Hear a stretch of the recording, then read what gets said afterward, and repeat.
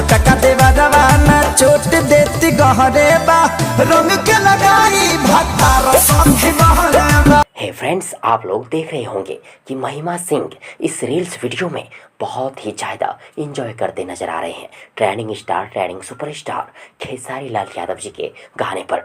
दोस्तों, आप सबों को बता दूं कि महिमा सिंह अपने फ्री टाइम में रील्स वीडियो बनाते हैं और वो भी अधिकतर खेसारी जी के गाने पर ही बनाते हैं, क्योंकि महिमा सिंह खेसारी जी का सभी भोजपुरी एक्टर सिंगर से अधिक रिस्पेक्ट करते हैं। और कहीं ना कहीं महिमा सिंह को भी ये बात मालूम है कि मुझे नेम और फेम खेसारी जी के वजह से ही मिला है। और महिमा सिंह खेसारी जी के भी फेवरेट एक्ट्रेस है। वैसे आप सबों का फेवरेट एक्ट्रेस महिमा सिंह है या नहीं, कमेंट बॉक्स में जरूर लिखिएगा। और यदि आप सबों को ये वीडियो या जानकारी पसंद आई हो तो प्लीज़ वीडियो को लाइक करें, वीडियो को अपने दोस्तों के साथ शेयर जरूर करें।